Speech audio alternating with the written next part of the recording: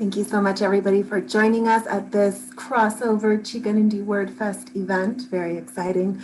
We are happy to be here. I just want to really quickly thank our Chicanindi collaborators, Cuvo 89.3 FM, Rocky Mountain PBS, the Consulate General of Mexico, and Media Arts Santa Ana, who is joining us today.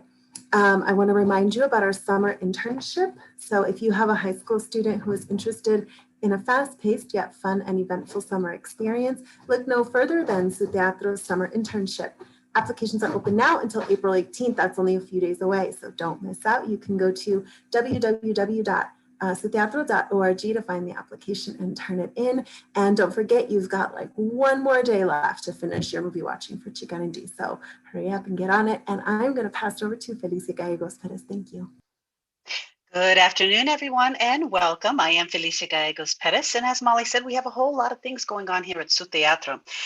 In terms of cultural preservation, do you love homemade fresh tortillas off the comal? Do you wish you knew how to make them? Well, now's your chance. Su Teatro's Cultural Preservation Series will present a tortilla making class from the comfort of your own cocina. So save the date, Sunday, May 16th at 11 a.m. is when it's all going down. And details are forthcoming. You'll be able to sign up for that event at www.suteatro.org. Now, today we are kicking off the Artists of Color Summit with the Film Producers Academy workshop given by our partners here, present with us, Media Arts Santa Ana. And this year's festival will feature a whole lot of activities going on for artists to network and learn more from each other. But today we are kicking it off with the Film Producers Academy here. We have Victor Payan and Pocha Peña here with us today. And so I'd like to hand it over to our Executive Artistic Director, Anthony J. Garcia, as well as Victor and Pocha for their presentation of this Academy, and as we kick off our Artists of Color Summit. Thank you very much for joining us. Thank you very much, Felicia. I appreciate it. We're excited about the partnership that we formed with Media Arts of Santa Ana. They have been really great partners in helping us access filmmakers and giving us ideas on what to do moving forward, and have been so generous with their time agreeing to do this workshop for you. So I know you want to hear what they have to say, and let me turn it over to Victor and Pocha.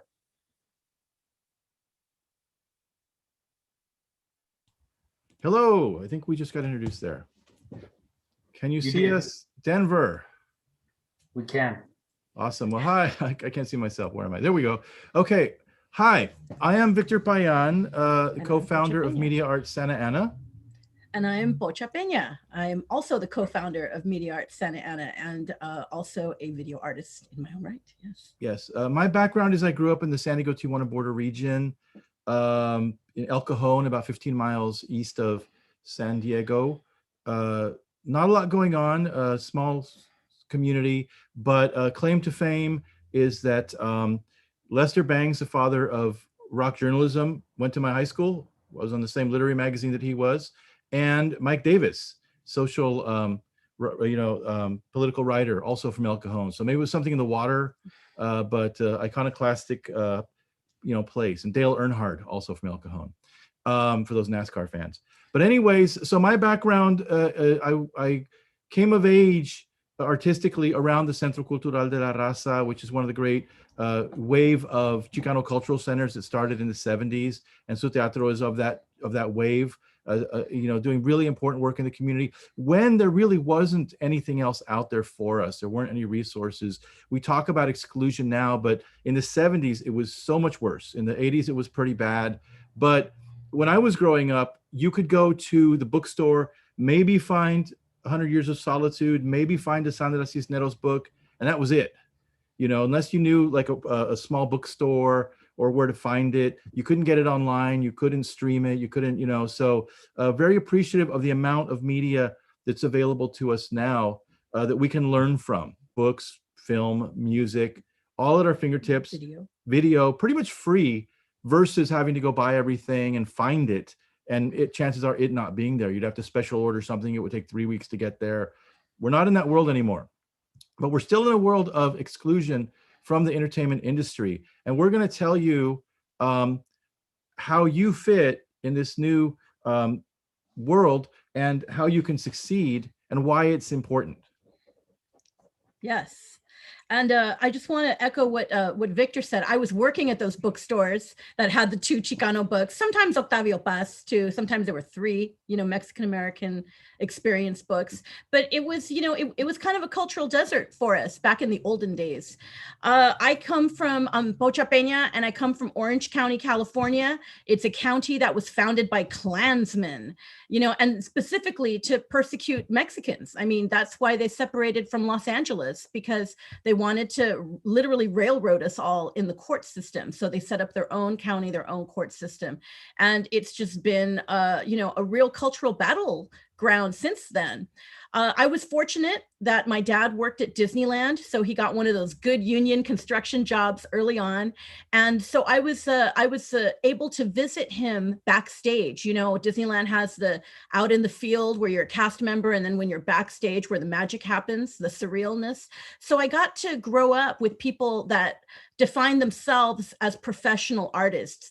They were members of the union, they supported their families, paid for their mortgages with these union art and artisan jobs. So I learned from a very early age that was definitely the field I wanted to go in. And I started off as a video artist, muy artsy, doing experimental video and just really playing with the form.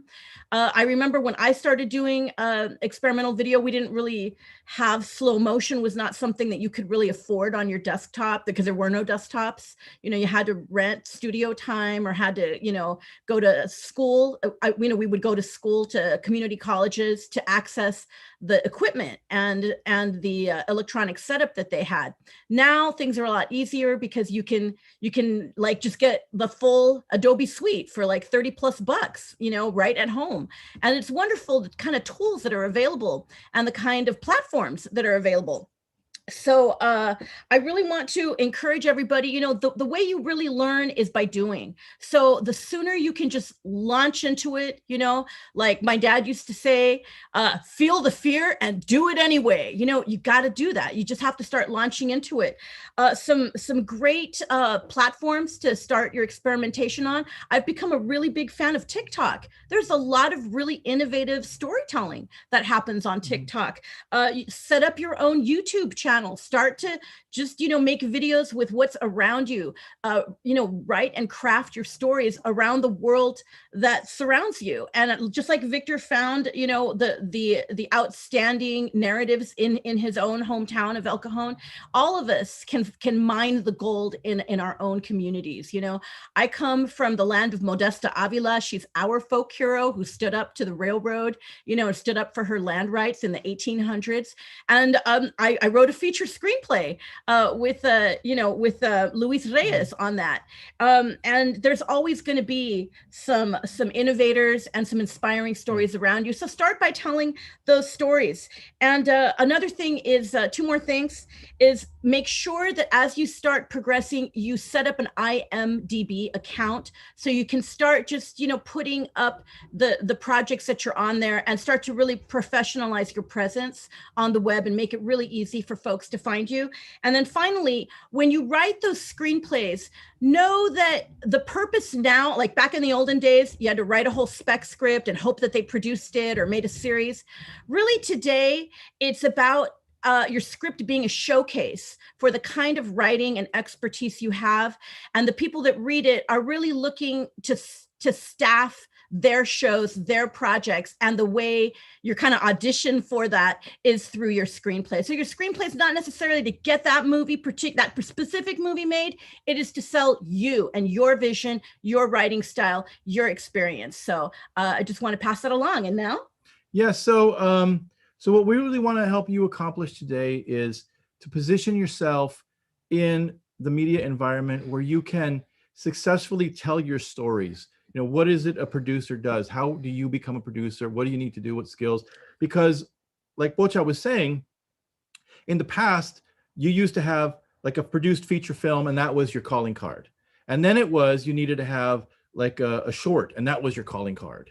And later it was like a web series and then it was 3 concepts and it was whatever. There's a famous story, South Park. The guys went, they recorded the thing at home. They took it to Hollywood on VHS tapes. They spread it around all over the place and they got picked up and signed because people saw and liked what they did. Robert Rodriguez, same thing. He made El Mariachi for $6,000. That's the story. He drove it to Los Angeles and shopped it around. It's a little more complex than that, but that's the narrative. But he had a feature film. And so there's all those stories about like how people made it, but you can best succeed if you know what people want right now. Everything is changing. And one of the things that we want to impress upon you is what they want right now is your stories. Because an interesting thing happened after 100 years of Hollywood saying, you know, we can't make the movies because we don't have the stars. We can't make the movies because we don't have the audiences. We can't make the movies because it won't sell in Peoria. In a year, approximately a year, 3 films came out: Coco, Black Panther, and Crazy Rich Asians. And those blew the lid off of box office, domestic box office, international box office. I think Coco opened in China and made more money than the big Chinese blockbuster. And they have really a well-established film industry. So Hollywood took notice. And now there is really at a time when there's a lot of introspection going on about Oscars So White, about the lack of diversity. But I think in addition to the numbers of the population that we have and the creative,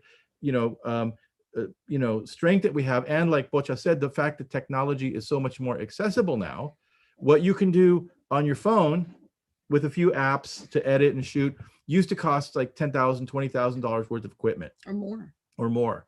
And then it was all, before digital, once you laid it down, if you wanted to change anything, you had to go back to the source, or, cut, tape, glue, re-record. And now you don't, you just do another version. It's so much cheaper, and there's no reason not to do it right now, especially younger folks. So the barriers to making your films and the barriers to your films being seen are pretty much zero now. The industry is another story. The barriers to getting a deal, to getting a job, to getting a credit, to becoming a producer, still out there, but they can't stop you from making your own film and telling your own story with your own vision, in your own community, in your own garage, special effects, dinosaurs, whatever. You can do it at home. By dinosaurs, I don't mean people from Tony's generation or my generation. I mean actual like dinosaurs. But anyways, CGI dinosaurs. But anyways, so that's what we want to say today. You, with your phone, with your tablet, with your computer, there's a lot of free software that's professional grade that can get you something that will allow you to make your films, get your story out in this moment in history where we've got the Black Lives Matter stuff happening. We've got, the MAGA rebellion stuff happening. Your voice, your vision is so critical right now, and no one is stopping you from doing it and having an international audience on YouTube or Vimeo or whatever.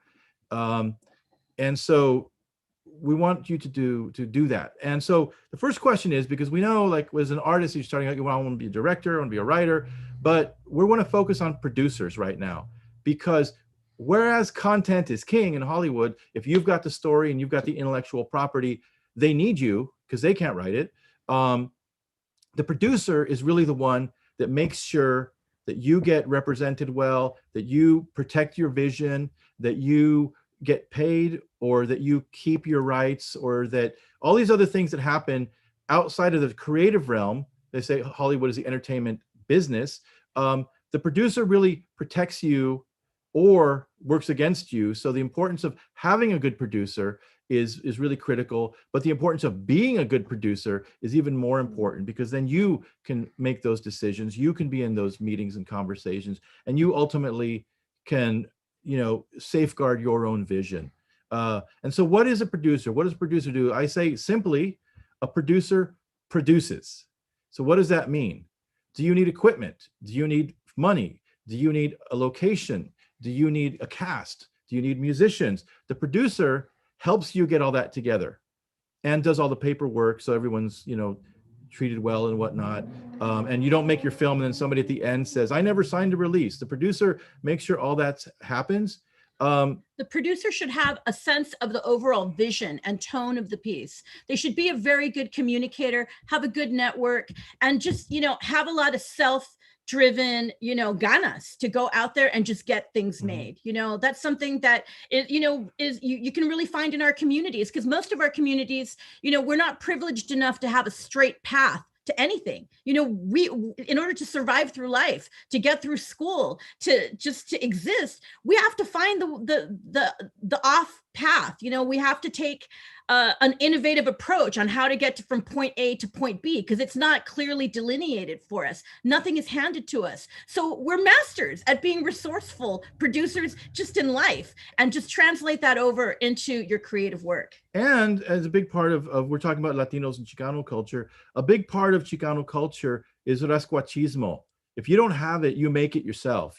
And we call that in our work innovation, because you know, they might go, oh, that's chafa, that doesn't look right, but you just created something new that didn't exist before, a new technique, a new style, a new use of technology, out of necessity, out of not having the right equipment, out of not having the right lights. It contributed something of value to the art form. As they say, a huevo, you know, you got to do it and then take pride in that. That's something that we really learned in Texas, you know, because in California, sometimes it's like the artifice can get very intimidating and, oh, do I have this camera? Am I using the right format? But in Texas, they're like, F that, you know, like beep that, you know, they really like, they'll craft it out of cardboard, craft it out of plywood, whatever it takes. And they take pride in that. They have the confidence, you know, that, hey, this is how we did it. And, you know, we love it. So, you know, if you love it, that's great too. But, you know, it's about really being in love with your own projects, your own ideas, your own concepts. And also, and Texas is a good example, that confidence comes from being firmly rooted in the culture. Like when they talk about barbacoa and Big Red, they own it. When they talk about Ramplas and hating on the Alamo and don't mess with Texas, you know, they own it. They stride in there confidently and they present it with their work. If you look at some iconoclastic filmmakers that were in the margins before, like take John Waters or David Lynch, people hated their films at the beginning. And they're like, this is my vision, John Waters, I'm from Baltimore. This is what Baltimore looks like. It's crazy. I don't care. And now everyone 30 years later, they're like, oh my God, that's genius. Or Robert Rodriguez, you know? So a producer, like what is the skill? What is the resources? What are the tools that a producer brings to the table? A lot of it is relationships, because an artist, they might be having a reputation of being temperamental or whatever. Producers, no, they're like, I can get this done. I can have the meeting. I can walk out and shake the hand and get the contract, and everyone likes each other. They can put out the fires in a production or a set, but the lifelong accumulation of relationships that you have, even starting when you're young, and this is why Pocha said, first things first, start working on films, volunteer your time as a PA, then you learn about lighting and sound and electrics and camera, and then your next project, you have that experience, you build onto something else, but you have to start somewhere. But it's all about relationships. There's a saying in Hollywood, be careful how you treat the people going up because you're going to meet them on the way down. That's totally true. And there are a lot of people that go in thinking they're stars and they don't get very far because no one wants to work with them. They may be talented, but no one wants to work with them. A producer, their reputation is kind of the door that opens, or the key that opens the door. And so be good to your people, you know, be ethical, you know, have integrity, and, you know, keep in touch with people. It's a skill, you know, a real estate agent has to do that. A plumber has to do that. Any business person has to really safeguard their contacts, their relationships.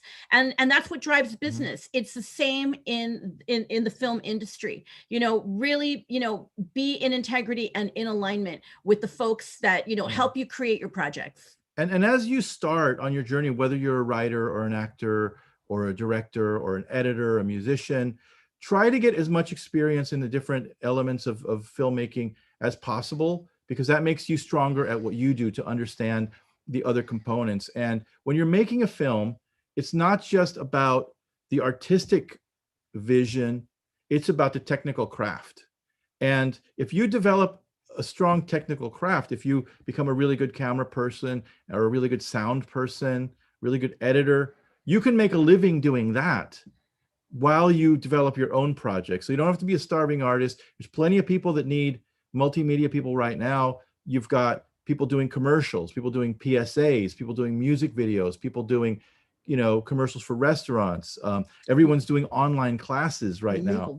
Legal video, real estate, drones. If you know how to do this, because you took the time to learn on your own project, you can make money doing it and using their equipment, learning from their teams, instead of going to film school and saying, because Robert Rodriguez famously said, film school is where you go to learn cable, and I said, if I'm going to spend $100,000 on a film school, I'd rather spend $100,000 to make a film. I have never had $100,000, but I don't owe $100,000 either. And but I do have picked up experience along the way. In my career trajectory, when I got out of college, I started as a cultural editor in San Diego at a paper called El Sol de San Diego, a newspaper. And that gave me access to interview people at a really critical time in Chicano art and culture, like Luis Valdez, Culture Clash, Marga Gomez, Tijuana No, who else did I interview? Robert Rodriguez, as a matter of fact, on the press junket for El Mariachi. And that was like my master's program in Chicano arts. I'm not going to read about these people.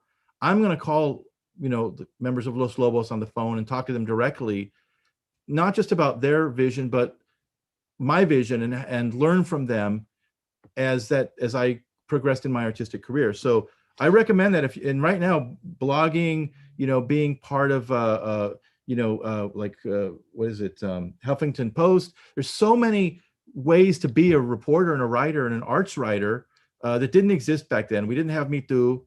We didn't have Latino Rebels.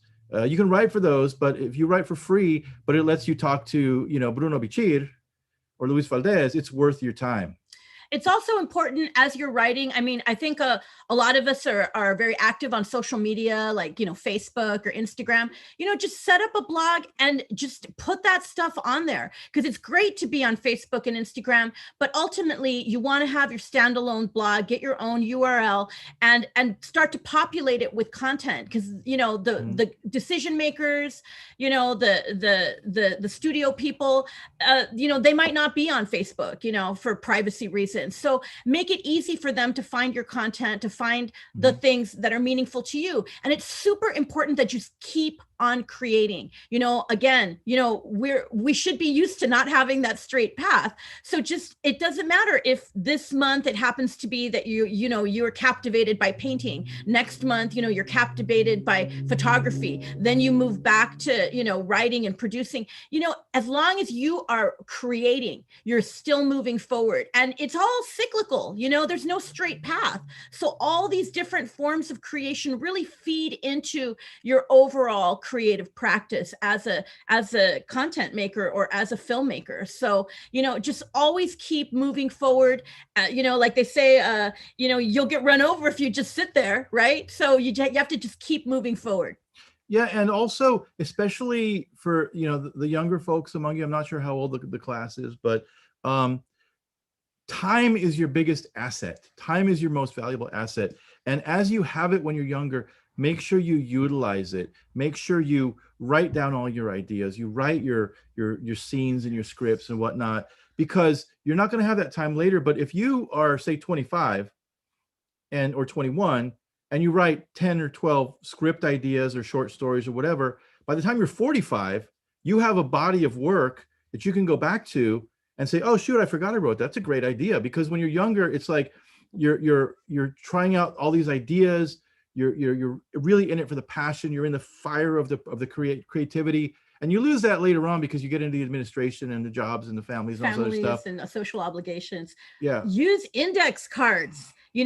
Any idea, quote, funny line, idea for a scene, concept for a movie, put it on an index card, get a box. It's low tech, stick them in there. A decade later, you'll go back and you go, hey, I've got this opportunity. I've got a month or two that I can write something, but I'm blanking out. Go back to your idea box. You need some dialogue. Go back to your idea box. You're staffing now for a show. You go to your idea box. So it's a great resource. You are your best resource. Or if you work on a film and they like you and like, hey, do you have any ideas? We're looking for projects, and there you. Oh, I've got them right here. And you change and times change and whatever, but core, like, creative ideas formed in the crucible of that moment when you're inspired and able to dedicate time to it. that is your most valuable resource. That's building your legacy. And a lot of us, we don't come from families that have ins in the industry, in law, in education. A lot of us are first generation or second generation, where we are that first wave of people. So who is a producer? So if you live in Hollywood and you're Quentin Tarantino's neighbor and you've had lunch at Spago's or whatever, you can find producers. But if you are in a Chicano family, you are born into a family of producers. You know, you've got people that are going to argue a point till they get their way. You've got people who will fight for you. You've got people who know people, either above board or below the board, who can get things done. So use your family. Luis Valdez from Teatro Campesino, great example of how to build a family into an organization. Same with Su Teatro. Same with, LATC in Los Angeles. There's a lot of creative couples that are working like ourselves that it's really a good way to get work done. You can trust your partner, you know what you're doing, you develop a vocabulary, you can speak to each other's, projects, you complement each other's strengths and really get stuff done. But that's a way that we've seen a lot of people work in the Latino community. Sergio Arau and Yareli Arismendi, another example. Or with your brothers and sisters, we have a lot of sibling, creative teams, both in front and behind the camera. Yeah, Robert Rodriguez used his family as material. So, if you're family members of a writer, be careful because you're going to end up on the screen or on the page or on the stage. So treat them nicely. And so one thing that you need to do also, soak up everything, as Pocha was saying. But another thing we're not really good at as Latinos and Chicanos is rejection. We take things very personally. So much is riding on things. We put ourselves right in the front. And when we don't get something or we fail or, whatever, we take it really personal. You've got to get over that. It's a job. It's a creative work. It's not you. Learn from your mistakes. There's a lot of study going on right now about the importance of failing because you come up with better solutions. You come up stronger. So if you try to pitch a project and you get rejected 10 times, pitch it again, change something up, always be morphing and fluid with it because you will strike that gold. But like they say, it's not about the number of times you get knocked down. It's about the number of times you get back up. Yeah, and I just would like to add to that, it's really important that you safeguard your personal space and, time's not unlimited, your energy is not unlimited. So it's really important that you surround yourself with people that are uplifting and inspiring and supporting you. That's it, and if nobody's around, then it's better for you. They say mejor sola que mal acompañada, right? So be your own best friend and really do the inner work to heal your wounds. A lot of us have had very complicated, very traumatic pasts. And there's so many wonderful resources out there for pulling yourself out of that. I'm a big fan of, Power of Now with Eckhart Tolle or Louise Hay, go on a hayride, listen to some of her lectures, Abraham Hicks, find those teachers that vibrate with you, that help you, dredge out and clean out those wounds and heal yourself, because confidence comes from a healed and integrated person. So, I don't let myself, get completely knocked off by somebody else's opinion because I believe in myself. And it was a whole path just to get to that place where I could say, you know what, vive la différence. You don't agree with me? That's okay. Because I'm comfortable and secure in myself. Mm-hmm. I'm not this like walking bloody wounded mess that then has to strike out unconsciously to wound other people. I worked through that, it took work and you can do it too. Mm-hmm. So just, each of us, has a very unique story and, if there's anything, use that trauma, get it out through writing, do something with it. It's all material, all those conflicts, all those hardships, it's material. It's a gift. Mm-hmm. So, as you process them, document them, write them down, make videos about them. Sometimes it's cheaper than actual therapy, but actual therapy is really good too. Yeah. And there's nothing like we're seeing a lot like paying attention to the current media environment and what's getting made. Like the films and the scripts that people were writing 10 years ago are nothing like what they're writing now. Like when you see Game of Thrones or Shameless or a series like that, Fleabag, they're really like intense, gritty, like this would have been Shakespearean, but it would have been way over the line of what people were writing about 10 years ago. And there's like, we always have this experience where like you're talking about some past family trauma or conflict and you're like ashamed about it. And then you see that somebody did a series about the same exact thing and it's a hit and everyone's talking about it and they're not Latino. And you're like, wait a minute, this is a Latino story. That happens to us. But they, like what I said, the confidence of saying, I'm going to turn that into material. I'm going to workshop it and make it until I get it right. And I'm going to put that out there because other people can relate to it and it contributes to the understanding of the human experience. So that Catholic guilt that we feel or that shame or whatever, you've got to get over that. It's a job, you're trying to get a vision out there and you have the tools to do it.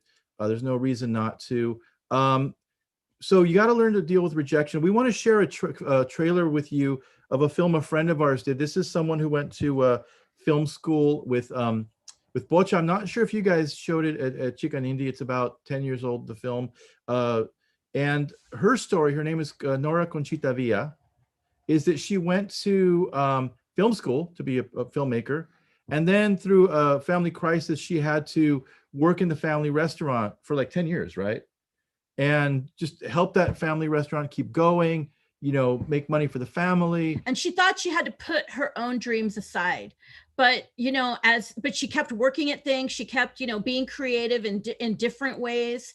And then finally she got to this place where, she had supported her family and she confided in them, hey, I have this dream. I put together this story that is based upon, a girl that works at a restaurant and the culture that she came up with. And her family then stepped in to support her. So it's really beautiful. It's film that was made by a family. It's called Alondra Smiles, and it's a story about a quinceañera, about a working class girl that, she has struggles and she has some complications and roadblock to this. Some of us, like I didn't have a quinceañera. We couldn't afford a quinceañera. And sometimes, you think, oh man, can I really do that? Can I really be at the center of this entire like celebration? Can I be that focal point? Can it be me? And so it was really beautiful how that whole film came together. So we have a little trailer here. Yeah. Yeah. And it's one of our favorite films. We showed it. It is. It's got a lot of heart. And we actually did a quinceañera festival, like a expo around the film, because in Santa Ana, where we are, there's a lot of quinceañera industries that were kind of under attack by gentrifying interests. So we thought it's a good way to have a community conversation with a great film, bring in the community, celebrate this tradition and industry that's important to us. And let's see. So great low budget film made very economically. The restaurant that her parents, owned that she worked at, it provided the, like the food and the craft service. So, her brothers and sisters were, the producer, the assistant director, like the cast, were family and friends. So, really being resourceful, authentic to your own experience and just good with your community of people. It can really help create something really magical. Yeah, so if you don't hear the sound, it's set for sharing sound, but if you can't hear it, I guess let me know. So this is Alondra Smiles. 1,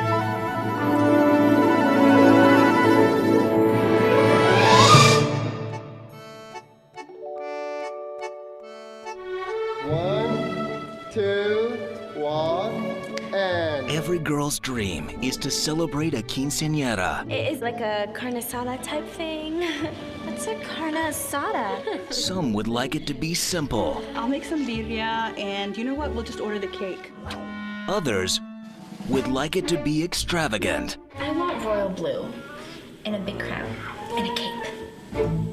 a cape. I found my date. Hi.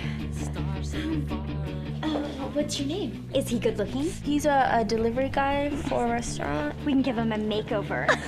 More like an overhaul. There's this guy. I knew it. His name's Armando. He delivers for the restaurant.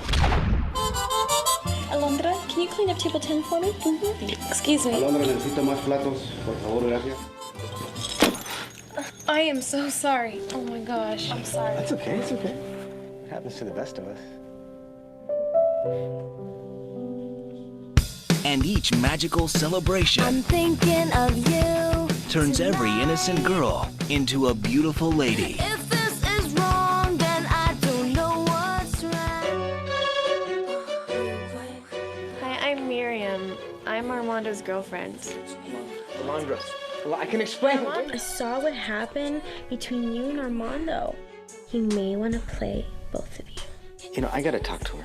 No, wait, listen. I'm having this great quinceañera. Maybe you could end up dancing with her at my party. Alondra smiles.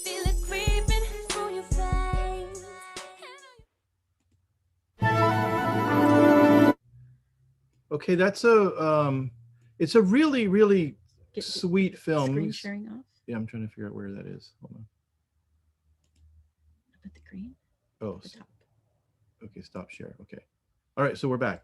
It's a really, really fun film. It's really sweet. It's a rom-com. It's innocent. You know, there's no gang members or people getting killed or deported or trafficked. It's just a nice, wholesome quinceañera film. Family friendly. But a lot of fun, great performances, really well done. As you can see, it looks beautiful.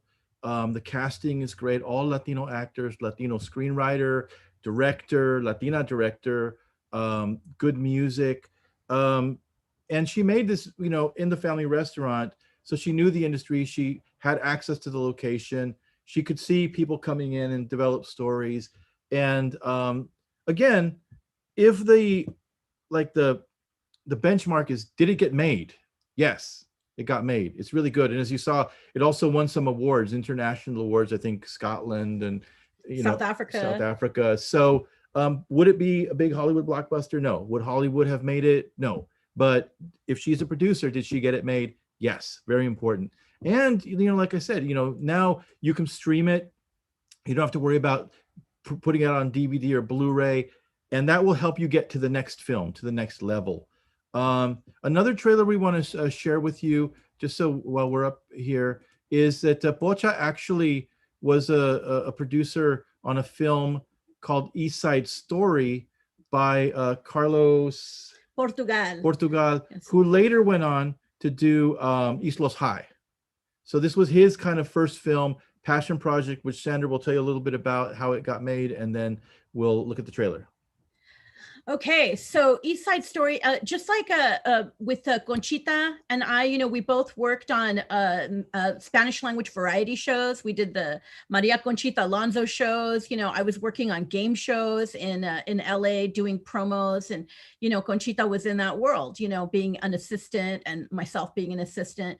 So that's how I met Carlos also, you know, just assisting on some of those Spanish language crossover shows at Telemundo and Univision that they were producing back in the 90s. So again, it's relationships, you know, you go above and beyond, you know, because you are in integrity with yourself, you've worked on your wounds, you know, you take care of your body so that you're energetic and healthy and you're ready to, you just make yourself useful and helpful to your creative team. And then, you know, when it comes time for them to rise and to, you know, go into a position of leadership, they'll take you along, they'll bring you along. So Carlos had this wonderful concept for a film. He was, you know, there was a lot, as today, there's a lot of gentrification issues. So he thought, what if we do, this is an LGBT rom-com, a story of love and gentrification in East LA, you know? And it was a very interesting and innovative way of looking at it, you know? And so the characters, you know, really authentic, you know, based in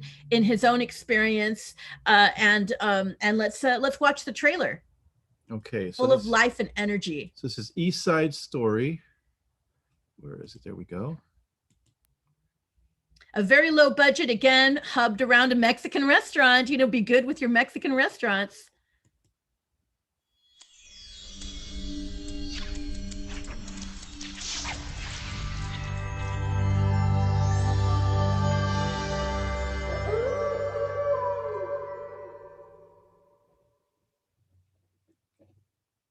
You know, maybe I should have warned you. Latinos, we don't mess around. When we fall, we fall. You know, we've been together for over a year. Don't you want us to be a couple? Diego, I'm straight. Pablo Morales? Blanca Campos. She's my aunt. Paolo, mi caro. I made some enchiladas for the new neighbors. Hi. I'm your neighbor. Why don't you join me for dinner? No, I don't want to impose. I don't want to meet anybody. I'm leaving in a month. A month? Honey, please. That's like 10 years in the gay life. Table for one, por favor. You have plenty of time to meet someone, move in, adopt a crack baby. Don't forget, he does have a living boyfriend. Why don't you just come out and say it? You don't want me to go.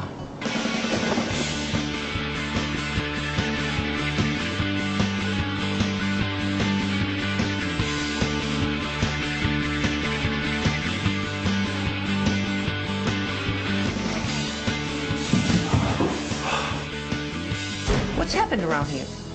I'm gone for a month. The chef dies. The restaurant is bankrupt. Your ex-boyfriend is now engaged to my daughter, and he finds you in bed with a gringo from across the street. By the way, he loved your enchiladas. That was my secret. All right, how would you like it if I told him you've been in an orgy? Huh? A four-way is not an orgy.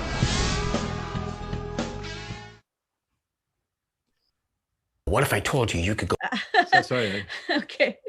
So yeah. So that's a fun film. You can see the whole film, East Side Story, on Amazon. I believe it's like $2 or $3 to rent. Mm-hmm. And I want to have just take this brief moment to talk about new distribution avenues that are out there. You know, you've seen things on Netflix, you've seen things on Amazon, and you might think, hey, I've got a short film, I have an indie feature. How do I get on? You know, you don't even need to pitch to Netflix or Amazon to get on those platforms. There's something called aggregators, and aggregators basically they're mainly looking for technical aspects. Do you meet the specs that the network requires? And then they will actually do the licensing with you, and then they block sell content to Netflix, to Amazon, and you have the option of asking for, like an additional $2 or $3 per viewing, or just to have it be offered for free. And I think you get like a few cents for every viewing, but it's a very important avenue to get your work seen.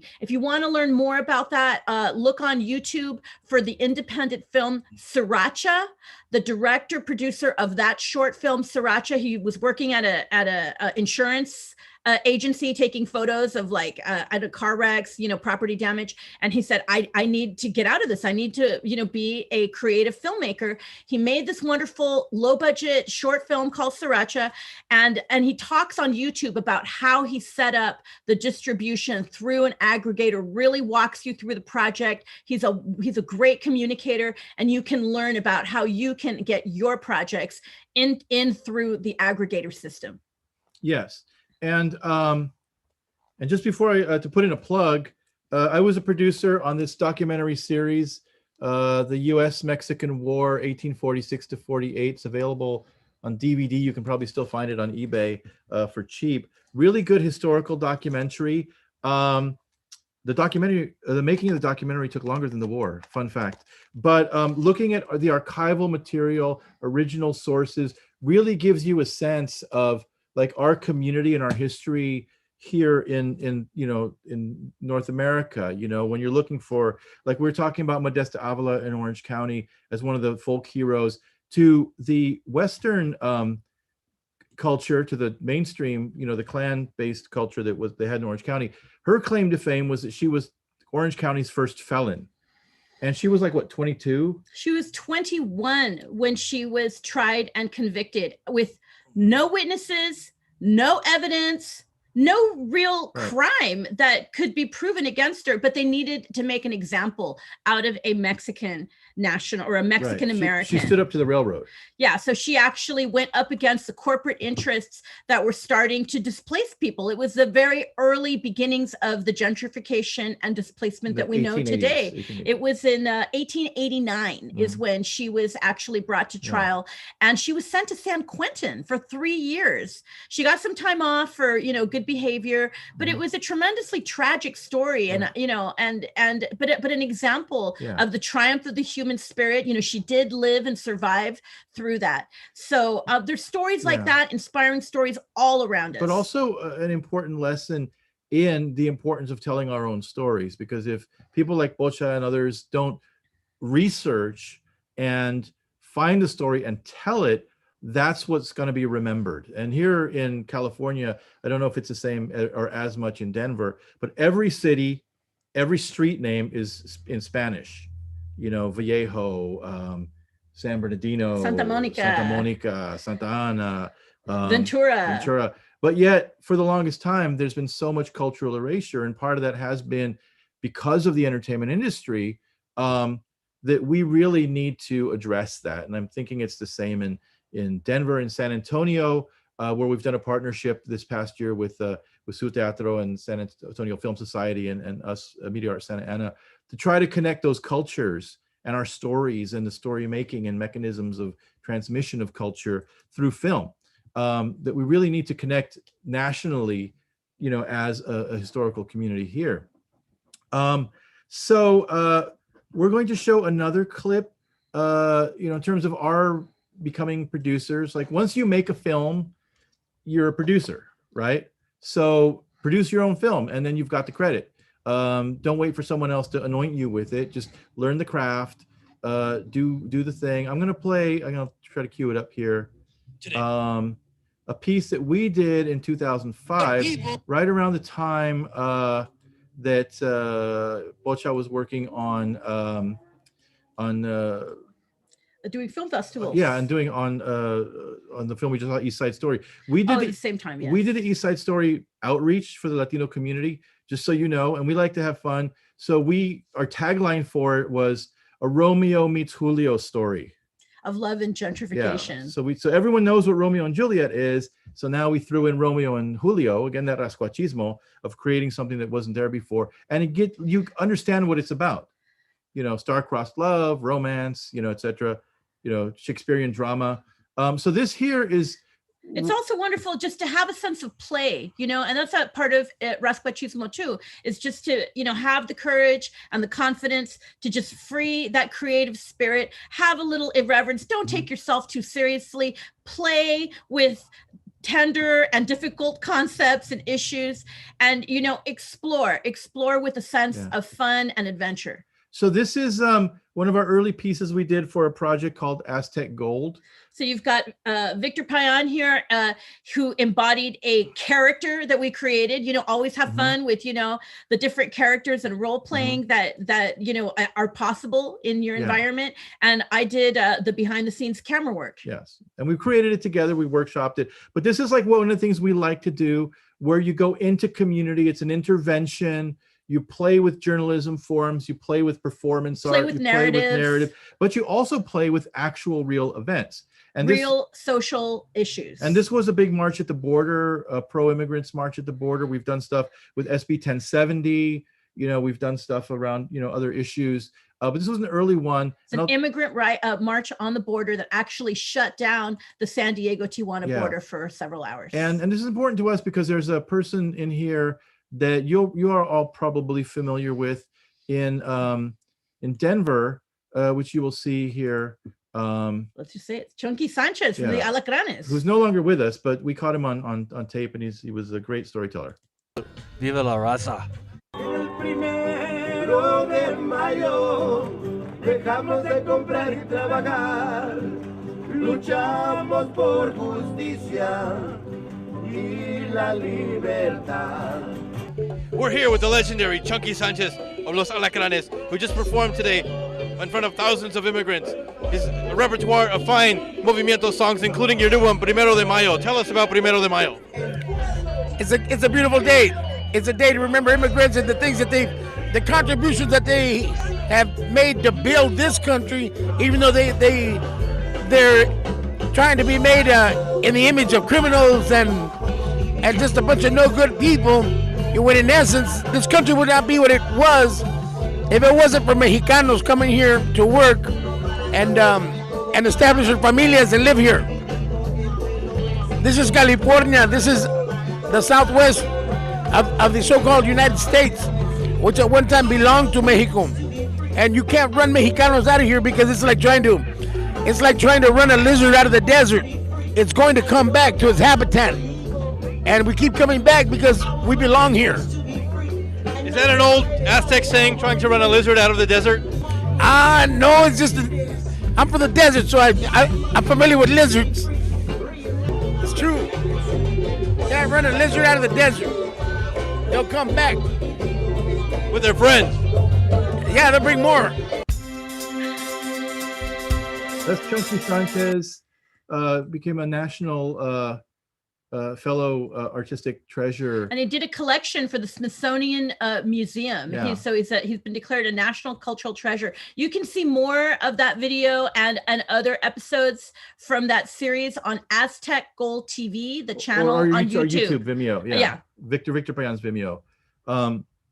And so the story behind that project, which was a sore point with us for a while, is we actually won the NALIP Latino Media Market with that project, with that piece. We pitched and we got a production deal, but the deal was so bad that we had to turn it down.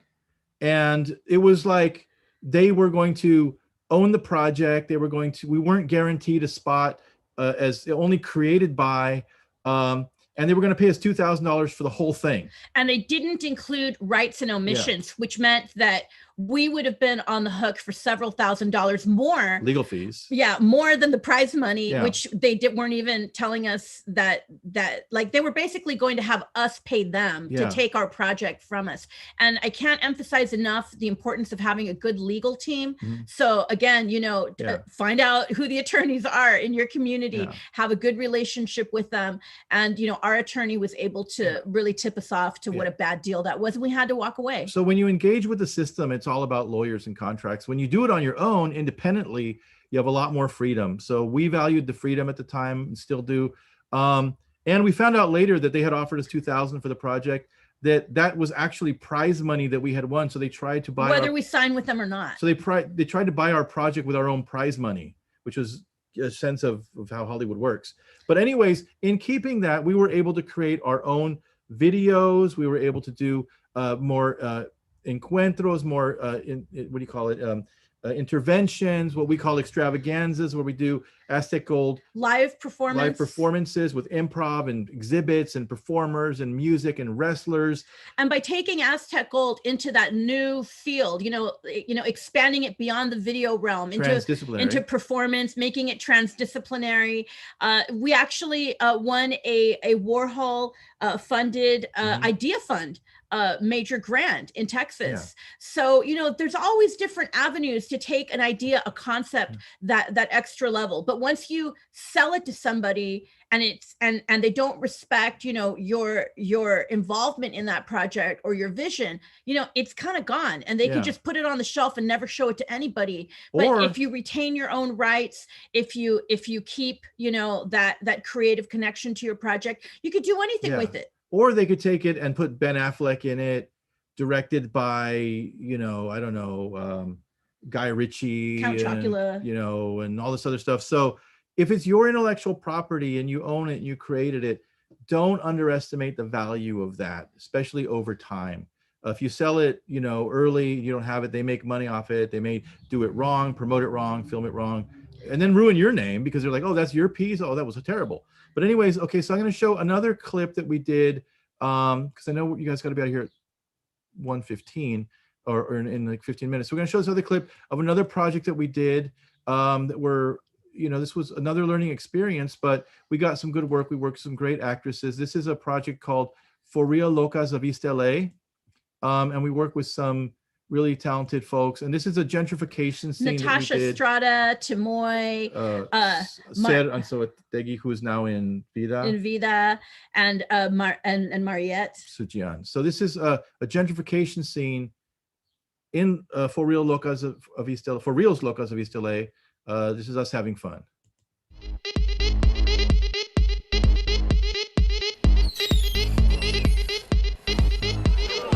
Gentrifiers, you're ruining East LA. Excuse me? Every dollar you spend here contributes to the displacement of the community. I'm sorry, honey, but we're from the community, okay? So take your little huelga sign and go pick it somewhere else. Do you even know what this was before the hipsters? Oh, came? educate me. It was a pollo loco, and now it's gone. Are you happy? I hope you're happy. Whatever, eh? Seriously, guys. I remember when this was a Pollo Loco. My cousins used to work there. Let's bounce. No way. I ain't going nowhere. Get this naca out of my face. Ooh. Naka? Well, for that, I'm gonna give you a malojo. Bring on the malojo.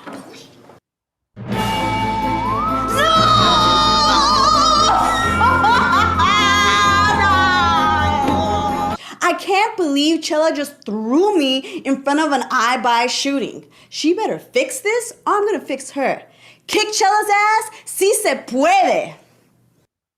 All right, so that's you guys are the first people to see that, actually, because we had to wait out. Speaking of contracts, we had to wait out the contract with the production company that we were working with. That.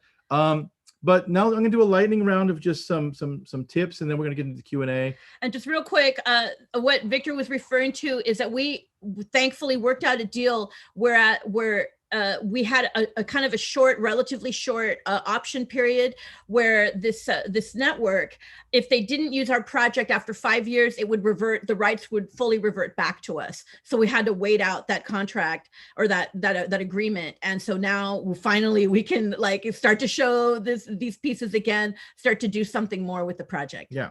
So lightning round, in this pandemic era, so many festivals are online and virtual. The one you really need to go to is not a festival, but it's a summit, NALIP, the National Association of Latino Independent Producers. They have the cream of the crop of Latino industry professionals, producers, executives, writers, women in film, so many stories, but really talented people. I went a couple of years ago, and Melissa Villaseñor was there, and the guy that did Book of Life, and the creative team of Vida. And so it's a great place to meet people and talk to them and get their business cards. Now it's online. Now it's virtual. Now you can pay the registration fee and have 5 of your friends listen in, and but you get the list of people who are attending, the presenters, and that's going to be your big key to getting into the industry, because there's so many people doing great things right now. Hollywood wants us, and there's a few people that have broken through, and they want to bring the rest of us with them. NALIP, National Association of Latino Independent Producers, nalip.org. So lightning round. If there are any of you that are in high school is the perfect movie studio, because you have actors, musicians, artists, computers, rehearsal space, location, and a built-in audience and resources. Cultural centers like Su Teatro, same thing. If you're in college, same thing. Build a community where everything that you need is at your fingertips, and build those relationships, help people out so they'll help you out. It's not about working for free, it's about exchanging energy. So if you help somebody on a project, don't be ashamed to ask them to help you on a project as well. Always value your time and your experience. And so filming, editing, and producing and broadcasting, just some real quick tips. Your cell phone, there's programs that you can use to film that takes it to the next level, like Filmic Pro and Movie Pro, where you can control the exposure, the color balance, the sound levels, the speed, the frame rate, the frame composition, what do you call it? The aspect ratio. And they're like $15 a piece. For the purchase of the app. For the app, yes. And you can get LED lights and external Bluetooth mics that are like $20, $30, 20 to $40 each, and really piece together a kit that's going to get you to the next level. Editing, iMovie is free. Adobe Spark Video is free. It's like $30+ dollars a month for the full Adobe suite. We'll get to that. Yeah, but Adobe Spark Video is free. It's an online editor. And also DaVinci Resolve, which is a full quality professional grade editor that's done by Blackmagic Cinema cameras, free. You can download it, Windows or Mac. And also Adobe Premiere is also a good thing to do. Right now, Adobe, like Bocha was mentioning, you can download the whole suite, Photoshop, Illustrator, After Effects, InDesign. If you're a student, it's $30 a month. And if you're an adult, it's like $60 a month. But these programs each cost, when they thousands of individually, dollars. like $2,000. Like to get Premiere was like $2,000. So if you just need it for a month or 2 months or a year to learn it, the best money you'll spend to learn how to be a filmmaker is to get Adobe Creative Cloud and just work it, play with it. And most computers in the past 5 years are fast enough to use it. You can get stock footage, stock music, special effects, animation through services like $20 a month also. Dinosaur effects, whatever like we were talking about. And then distribution, YouTube and Vimeo are free. You get you an international audience. Facebook video also. TikTok. But the one tool that if you're live producers, you're doing vlogs, doing whatever, that if you don't know about it, you really need to know about it because it's also free, is OBS Studio, Open Broadcaster Software. It's free and you can do multi-camera, live production, green screen, roll video, just like if you had a TV studio, multicam, like I said, but it's free. And start using it. So we'll put in links when we post this online and we'll send them to Tony and the gang there. That there's so many tools that all these things would cost you tens of thousands of dollars 20 years ago. So you need to be on it. You need to be in there and doing it and getting your stuff out there because the door is open.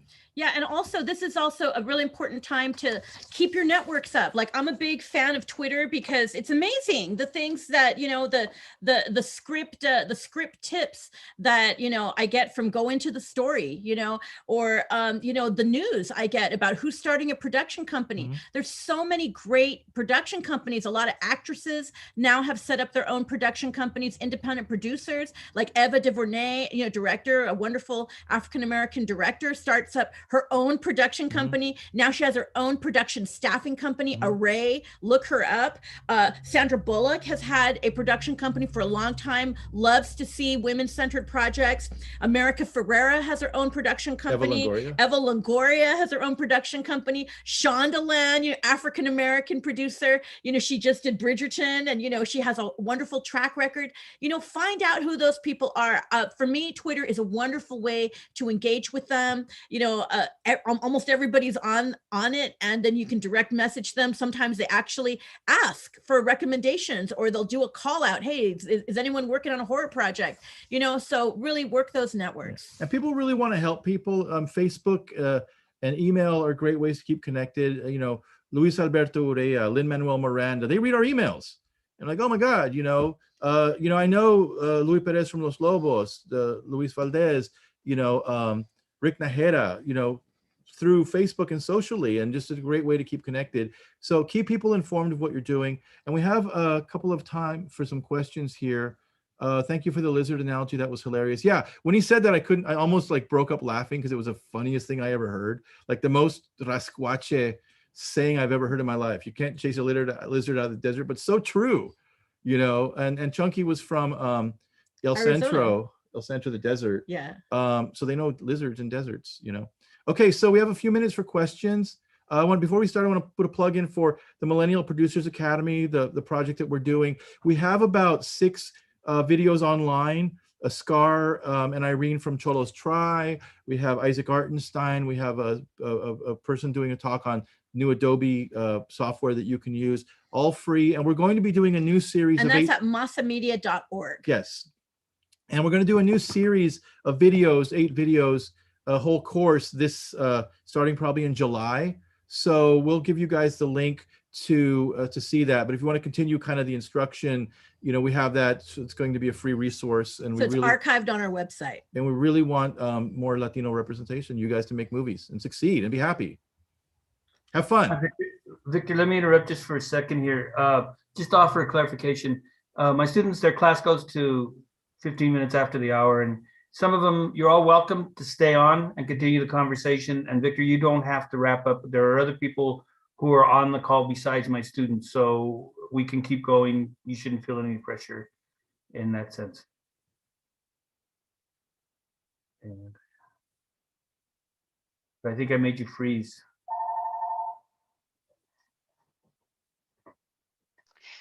Okay, well, we're open for questions now. I'm waiting for some, if we have some on the other platforms, to be fed through, and the majority of what we have here are very good comments. It's been a lively discussion and a great deal of information, and we're certainly thankful for everything that Victor and Pocha have provided. Thank you. This is wow. This is really awesome. So. We're back. I got one here. Okay, that was a comment. I have a comment from Tanya Moat. It says, hi, Pocha and Victor. That was so good. I appreciate you sharing all of your wisdom. It was good to see you and really enjoyed your workshop. Oh, thank you, Tanya. So if we have questions from out there from the general audience, we'd be willing to take them right now. Here we go. Would you extend the same recommendations to people who want to publish writing or photographers, etc., in the other mediums? Definitely. I mean, again, the cost, to enter the field is so low now. It used to be for writers particularly. You would have to write something, of course, send it to New York, send it to 20 publishers. They'd all reject you because they didn't get it because it was Chicano and it's not New York, and they'd want to make it Puerto Rican or Cuban. And they would say, do the market research, tell me who's going to buy it, blah, blah, blah, before they would even look at what you wrote. But now, with a blog, with self-publishing, with internet publishing, with ebooks, you can put it out there and develop your own audience, just like a musician does. The musician paradigm is really important for all the other fields. Musicians, they get a band together, the guy that plays the bass, the guy that does the drums, the keyboard, the guy that has the band, the guy that writes the songs.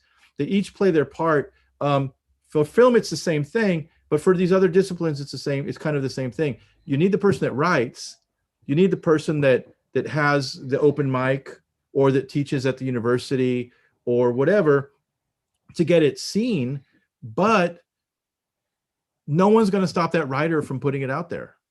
No one's going to stop that writer from publishing a work, totally rewriting it and publishing it 3 years later. But whatever he puts out there, he can develop an audience over years. And a lot of writers these days, they're making money off of Patreon or whatnot. They're building audiences. They're selling copies of their book.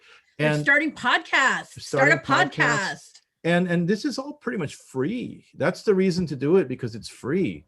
And I would also say for writers, if you're doing scripts, even short format, long format or genre scripts, enter those screenplay competitions. There's some wonderful competitions out there, and the jury tend to be real industry insiders. So that's a wonderful way, a kind of safe way to get your work out there and seen by people. And then they'll keep in touch with you, when staffing projects come up. Again, Twitter is so important, especially for you writers. For photographers. Instagram for photographers. Make sure you have that Instagram to showcase your work.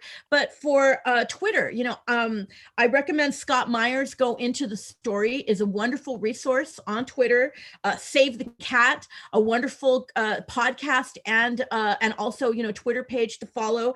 If you want to follow me, I tend to follow a lot of these folks, and you can kind of mine who I follow and kind of pull out the ones that relate to you and your work and your genre. I'm _Pocha on Twitter, and and start to build that network. But really, it's important that you just continue to keep creating. There's so many calls I see. Hey, is there a Latina out there that writes horror? I just need like a 5-page sample. Hey, but they need it like yesterday. So if you have those samples together, if you have that material already written down and you're just editing it together to send someplace, that's gold. This is your time. This is your time to shine. And for photographers especially, I would say most cameras right now can do really good video as well as photography.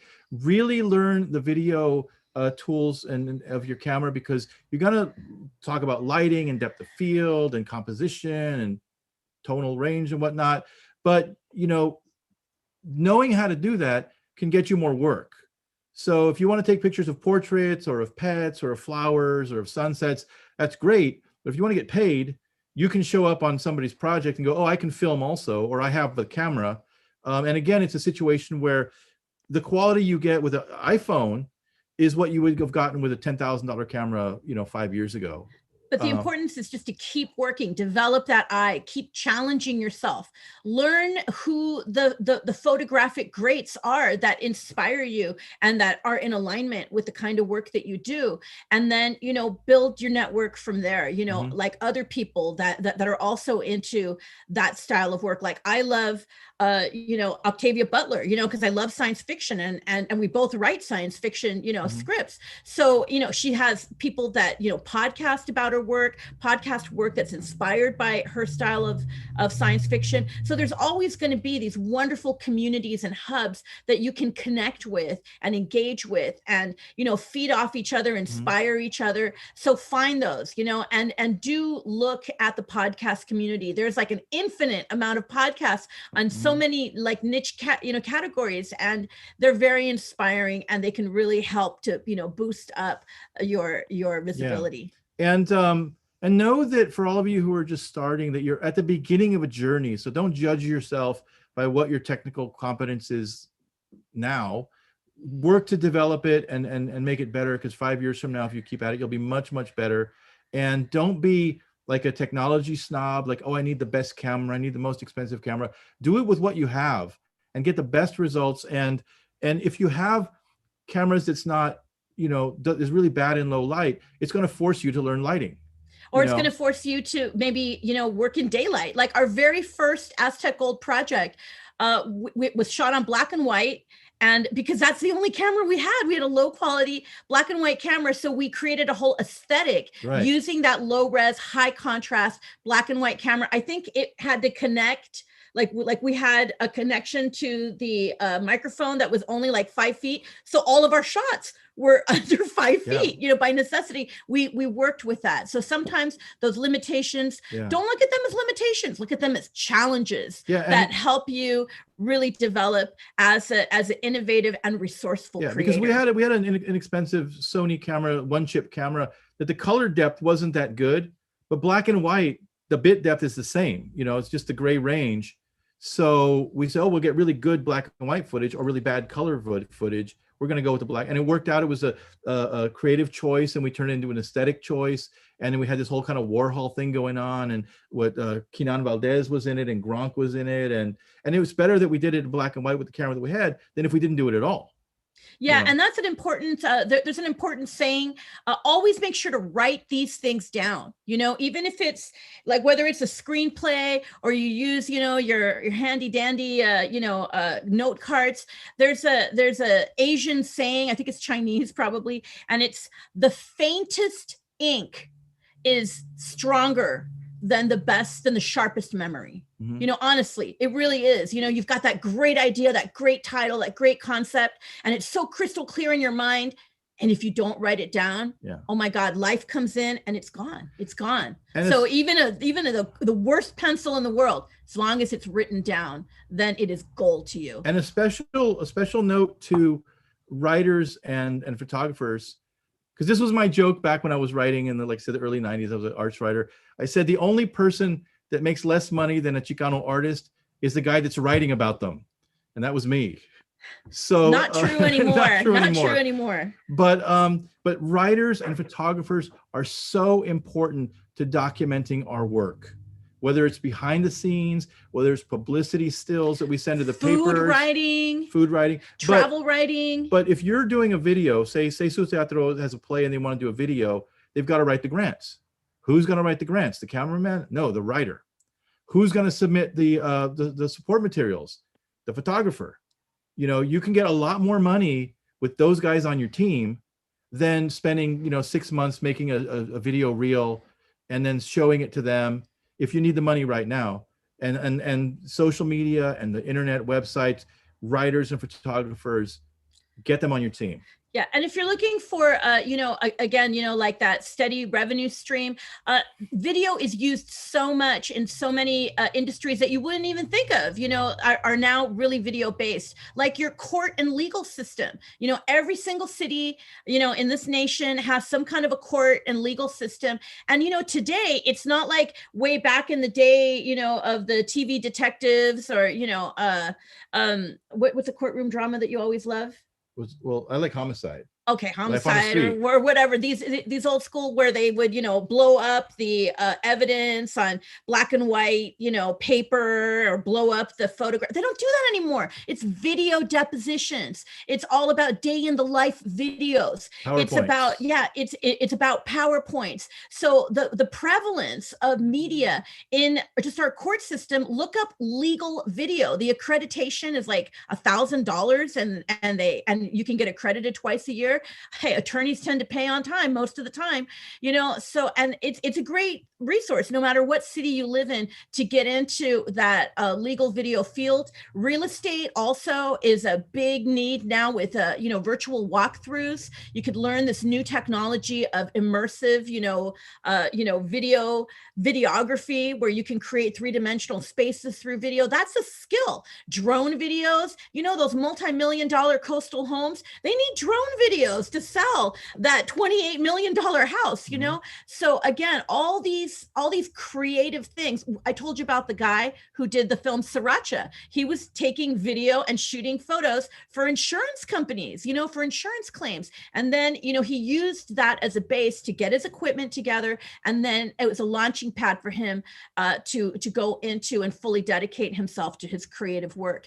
So really look at those new media adjacent industries for that regular revenue as to build up your equipment base, your network for your creative projects. Mm-hmm. And Lupe Montiel says, hi there, Lupe. I'm an author and I also write scripts. Please register your scripts at Creative Commons. Yes, the importance of protecting your work is really critical, intellectual property, especially now that like you put something out, someone in Czechoslovakia might read it, translate it into Czech, and then make money off it there. We really can't control that, but we shouldn't be afraid to put our stuff out there. I know that's a big kind of concern of mine, is like, well, if I do this, they're going to steal it. And Pocha's like, well, it doesn't matter. They can't steal the way you did it, but it's better now. Like if I can write something and send it out there, and I know that Lin-Manuel Miranda is going to see it, then I'm like, well, it's worth the risk, Well, but always, Victor says that, but he does copyright all his stuff. I also, with my Modesta Avila, it's registered with the screen, with the Writers Guild. Yeah. So, there's a Writers Guild West, there's the Writers Guild East, pick one, form a relationship with them. They have great programs, and always make sure that you do register your IP, your intellectual property. Yeah. And definitely connect with organizations like Su Teatro. They're so important because there's so few of them. I mean, there was a period where they came out in the grassroots, and then they became kind of solidified. And then there was that period where like gentrification happened, and then a lot of these spaces got like real sweetheart deals with cities, like they got a space for like $1 a year. That's not happening anymore. So, but those organizations still exist, like like LATC, or in Los Angeles, the Frida Kahlo Theater, and they're wonderful hubs. These playwrights are, you can get some experience doing like short 10-minute plays, one-act plays, and then springboard into screenwriting. That's a great avenue too. Or if you need really skilled actors and performers, connect with those community theater groups. They're a wonderful, wonderful partner for your creative collaborations. And part of our message too is, to talk to people, like Su Teatro, and say the importance of having video people on your team, because your theater crew and troupe is also, a film actor troupe. Film your stuff, develop new avenues. And again, to me, running an organization, it all goes back to documentation that will help you raise more money and get your work out there to more audiences. When we went virtual with our film festival last year, we partnered with Denver and with San Antonio, and we got national audiences at a fraction of the cost of being in a regular theater. And that was really, really an important lesson, that these audiences outside our own community are really interested in the work that we're doing, the work that we're presenting, the filmmakers and the dialogues that we're having have a national appeal. And once you get into that virtual space outside of the hard costs of a building and a rent and all this stuff, especially during the pandemic, like I said, for us, we see that as a need to fill that void with work to get ourselves out there, to get you guys out there, because we remember how little access there was before. And like I said, it's better now, but it's still not great. Yeah. After Coco, there should have been like 5 Cocos. There's not. So, but it all comes from the writing. Yeah. And again, those networks and collaborations, we have a comment here that Casa 101 in Boyle Heights is a wonderful resource. Here in Orange County, we have Breath of Fire Latina Theater Company. Mm-hmm. So there's regional theater companies all over the nation. Really form a relationship with them, protect your work, register your work, but be in integrity and be good with those folks that you work with, and start to build that network, because a lot of the skills translate, from the theater, to the screen. So that's a really great collaboration. And use your video production, learning as an avenue to build these relationships. Like say like I said, if you're 23, and you do a music video for a band, and then you shoot a performance video for a ballet folklorico group, and then you do an online commercial for a restaurant, and then you work at a video rental place. Those all accumulate into your resource base. Yeah, and I've got a true story about that. Not only did Victor work at a video place, because back then, each film we had to rent. It's $3 to $5 a pop. I actually met Quentin Tarantino back when he was working at a video store. He had been working on some independent film. I think he was shooting it for like 3 or 4 years. And so, people were, telling me, hey, you're an up and coming filmmaker. You got to meet this guy in Long Beach. Like, he's crazy. He's been working on this film like on weekends, and he works at a video store, and he's like really confident, but he's going to go someplace. And I was like, who is this guy? This guy is kind of a weird guy. And I was asking him, hey, so when are you going to finish your film? He said, it doesn't matter, because this is my film school. I'm learning by making these mistakes on this film. It might never get done. And I said, well, why are you working at a video store? He said, because I'm learning, because I didn't go to film school. I'm learning the craft directly. I don't need the school to be the middleman. I'm seeing the films. Just like to be a great writer, you need to read a lot of books, right? To know where you fit within that, larger, context and universe. So, he already knew that inside of himself. He had that confidence and that inner knowing that, hey, I am learning. There are no failures in this world, and I am going to get to where I need to go. And back then he knew, hey, and I'm writing a screenplay, and I know I'm going to have at least 3 movies, 3 screenplays for me to get in through the door and get an agent. And I was very young. I was a teenager, and I was thinking, what is this guy has this whole plan? And you would never guess this guy with no furniture and this dingy Long Beach apartment and no car, no car, this LA. Barefoot guy, it was really amazing. And now to see where he's gone with that confidence. So as Christina Wong says, someone that we interviewed on our Dreamocracy project at Dreamocracy in America.org, she said, when you go into these challenging situations, when you feel like you're not that confident, channel the confidence of a mediocre white man and get it done, or a mediocre Karen. Just go in there and role play, and you will find that courage within yourself. Yeah. So 4 tips: confidence, cultura, comedy, and coffee. That's a good. Yes. Well, thank you, Victor and Pocha. That was quite energetic. A lot of great stuff happening there. We have a lot of people connecting with this, and I think it's a lot of some interesting dialogue. I think that it'll resonate with us for a while. Can we talk just a little bit about how, because you mentioned a lot of stuff, a lot of organizations, a lot of websites and stuff like that, and you were mentioning that you were going to be able to send us that stuff, and then we can forward it from here. Yeah. Okay. That would be really, really great. I'd like to leave you. Any last comments that you'd like to make before we move on? Just thank you for the incredible work that you're doing in Denver, for doing it for so long, really pushing the envelope of representation. We have the numbers right now, and starting to have political power. If you look at the last election, Latinos weren't given enough credit for the outcome here in the Southwest, especially. But it took a lot of work, and a lot of the tools that we're talking about were also utilized in those campaigns, and it's the media makers, it's the performers, it's the writers that are going to, get those stories out there. And we need to recognize that.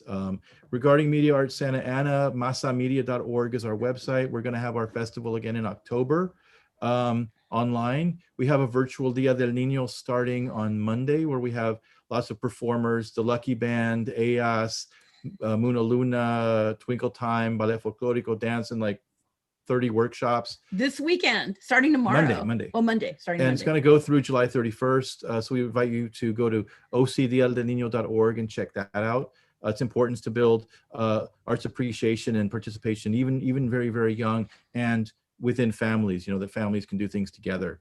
And just we look forward to, working with you guys some more in getting these messages out. And Latinos in film classes are always important. Our story is there, but they don't tell it. We have to find it. But when we look, there's so many great things that we find.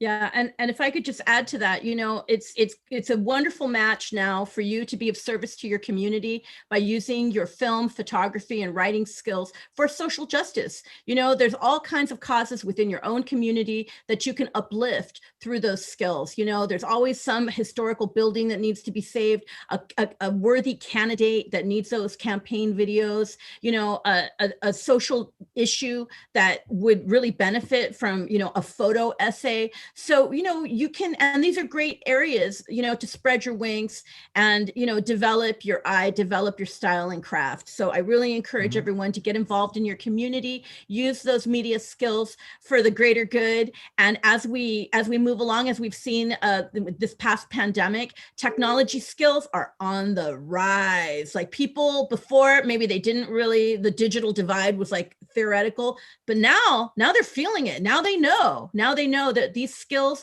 really make the difference between, being employed and not being employed, having a revenue stream and not having one, being an actual presence, that transcends in-person meetings or not, so this is a great time for media makers.